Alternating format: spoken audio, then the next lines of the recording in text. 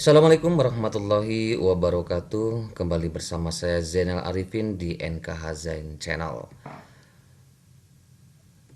Dan kali ini saya akan memberikan materi tentang dasar pemrograman, dan untuk kali ini saya akan memberikan sebuah materi tentang area kerja IDE DFC++. Mengapa kita memilih bahasa C? Karena bahasa C itu bersifat portable, fleksibel, dan tersedia hampir di semua platform komputer. Yang kedua, hanya menyediakan 32 kata kunci. Yang ketiga, proses executable lebih cepat. Dan yang keempat adalah dukungan pustaka yang banyak. Itulah mengapa alasan kita memilih bahasa C.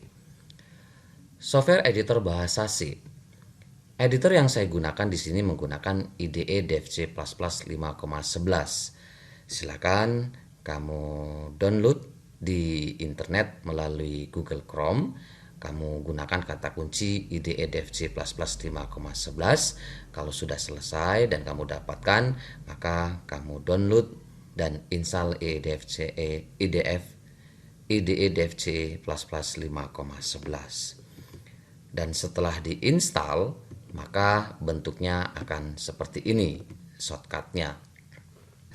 Setelah itu silakan kalian jalankan bahasa C-nya atau DevC++-nya dengan cara double klik shortcut tersebut. Setelah double klik, maka tampilan awalnya DevC++ 5,11 itu seperti ini. Ya, ini adalah tampilan awalnya. Maka setelah tampilan seperti ini, silakan kalian tekan file, kemudian new, search file. Nah, itu adalah langkah awalnya. Maka setelah klik search file tadi, muncul seperti ini. Ini adalah area kerja untuk kita mengetikkan kode editor program-program tersebut. Nah, di sini ada menu utama, ada file, edit, search, view, project, exit tool, a style, window, help. Ini merupakan menu utama. Kemudian ini adalah jendela editor, di mana jendela editor ini adalah tempat untuk kita mengetikkan teks-teks atau kode-kode program. Kemudian ada jendela pesan. Di samping ini atau di bawah ini akan ada jendela pesan. Kalau kita menjalankan ada error atau berhasil, maka pesan-pesan tersebut ada di jendela pesan tersebut. Kemudian yang terakhir ada kotak status. Nah, di dalam sebuah program ini, untuk yang paling harus kita ketahui itu adalah menu compile, dan run. Itu semua ada di menu execute. Ada di menu execute. Ya, di menu execute itu ada compile, run, dan compile, run. Ini gunanya untuk apa? Nanti akan kita pahami bersama-sama dan akan kita pelajari bersama-sama.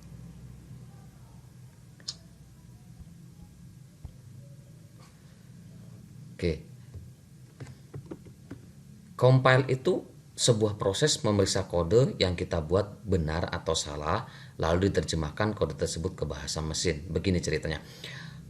Compile itu kalau kode-kode itu sudah kita ketikkan di sini, maka kode-kode tersebut akan kita compile. Artinya kode tersebut akan menerjemahkan dari bahasa kode ke bahasa mesin. Jadi nanti komputer akan menerjemahkan bahasa-bahasa yang kita ketikkan tadi menjadi bahasa mesin yang akan diproses oleh komputer. Nanti baru diterjemahkan, baru akan dipahami oleh kita. Selain menggunakan menu execute tadi, tombol atau menu compile itu ada di sini, atau dengan menekan tombol F9 pada keyboard Anda. Kemudian menu run juga itu ada di sini. Ini menu run, kemudian menu compile dan run itu ada di sebelahnya. Jadi tanpa kalian mengetik atau mengeklik execute, maka tombol-tombol atau shortcut compile, run, dan compile dan run tadi kalian bisa gunakan yang ini. Atau kalian cukup dengan menekan tombol F9 untuk compile, F10 untuk run, F11 untuk compile dan run. Marilah kita mencoba latihan menulis kode-kode program atau di program Dev C++ dengan cara klik ini Dev C++ nya.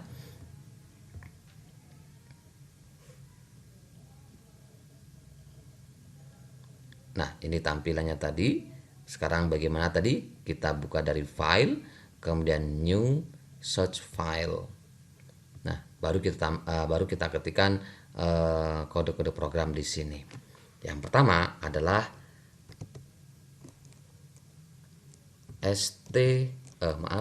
include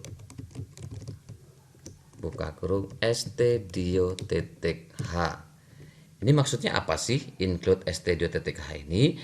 Library dalam bahasa pemrograman C yang digunakan untuk input-output. Tanpa menggunakan library tersebut, maka program C yang kita buat tidak bisa digunakan untuk menampilkan atau menginputkan sesuatu. Singkatan dari stdio.h ini adalah standar input-output.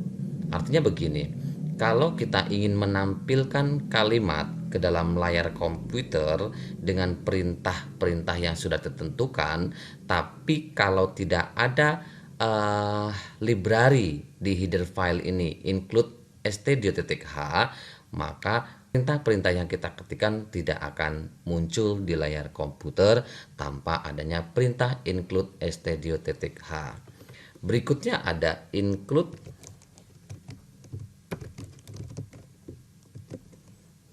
conio.h. Nah, ini juga untuk apa? Include conio.h ini merupakan file header yang berfungsi untuk menampilkan hasil antarmuka kepada pengguna.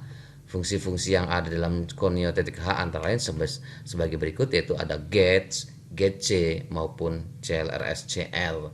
Itu sama fungsinya. Tanpa adanya include conio.h ini, maka perintah-perintah yang bersifat antarmuka kepada pengguna itu tidak bisa digunakan. Setelah itu ada menu int main dalam kurung. Setelah ini baru perintah berikutnya adalah tanda buka tutup kurawal. Setelah buka kurawal di enter saja, maka perintahnya berikutnya. Perintahnya adalah print f, di mana printf ini adalah untuk menampilkan ke dalam layar monitor. Misalnya ke dalam layar monitor itu akan kita tampilkan selamat belajar bahasa C. Nah, dengan perintah printf selamat belajar bahasa C, apakah nanti nampil ke dalam layar monitor atau tidak. Nah, sekali lagi yang saya tegaskan tadi bahwa tulisan selamat belajar bahasa C ini yang menggunakan perintah F, dia akan muncul kalau ada header file include stdio.h. Ya, jadi kalau misalnya kita ketikkan ini tanpa adanya ini, maka tulisan selamat belajar bahasa C ini tidak akan muncul ke dalam layar monitor.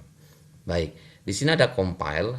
Compile itu kita akan menerjemahkan dari bahasa kode-kode program ini ke dalam bahasa mesin yang nantinya akan dimunculkan ke dalam layar monitor, ya. Kemudian ini run. Boleh satu-satu dulu deh. Kita klik compile. Di sini kita diminta untuk mengetikkan nama filenya. Misalnya saya ketik di sini test3. Kemudian save. Nah, ternyata pesannya di sini itu error stdio.h-nya. Kenapa? Karena di sini perintahnya kurang, yaitu stdio.h. Kita coba compile lagi. Oh, masih ada yang salah di sini. Error expected titik koma before tutup kurung token. Artinya ada tanda titik koma yang belum diketikkan, di mana sebelum tutup kurung, yaitu kalau sebelum tutup kurung berarti di sini terakhirnya, maka di sini kita tambahkan titik koma. Lalu kita compile lagi. Nah, kalau sudah tidak ada error, maka penterjemahan dari kode-kode program ke dalam bahasa mesin itu berhasil. Kalau sudah, kita tinggal jalankan dengan mengklik run. Ini yang kita ketikkan tadi, yaitu selamat belajar bahasa C, nampil di sini. Ada press indicate to continue, artinya tekan sembarang tombol untuk melanjutkan. Ya, kita misalnya tekan enter, maka dilanjutkan. Baik, coba kalau misalnya kita hapus ini. Kemudian coba kita langsung di sini compile dan run. Langsung ya, langsung di eksekusi di sini. Nah, tidak mau di sini. Kenapa? Ini tidak ada deklarasi di diskopnya. Ya, sementara printf itu adalah tadi library yang kita gunakan adalah include stdio.h. Maka kita tambahkan di sini yang tadi itu tagar include stdio.h. Kita coba compile dan run. Nah, muncul selamat belajar bahasa C, proses excited after 9,727 second. Artinya proses compile ini berlangsung selama 9,727 detik ya, dengan value-nya 0. Press indicate to continue artinya adalah tekan sembarang tombol untuk melanjutkan. Ya, ini adalah salah satu contoh program. Oke, kalau sudah selesai kita tutup. Ya. Kalau kita bisa menggunakan Android, ya. Kalau di Android kita install dulu coding C melalui Google Play Store, ya. Silahkan kalian cari C coding ini di Google Play Store. Setelah kalian install, lalu coba kalian jalankan, maka ini tampilan coding C tersebut. Kemudian kalian ketikkan kode-kode tersebut yang seperti tadi, selamat belajar bahasa C di sini. Kalau sudah kalian ketikkan, maka kalian ketik atau klik run, ya. Setelah diklik run akan tampil seperti ini, sama bentuknya, ya. Bedanya kalau ini menggunakan Android, kalau tadi menggunakan komputer. Baik, demikian tadi materi area kerja IDE Dev C++ dasar pemrograman bahasa C. Kurang dan lebihnya mohon maaf. Assalamualaikum warahmatullahi wabarakatuh.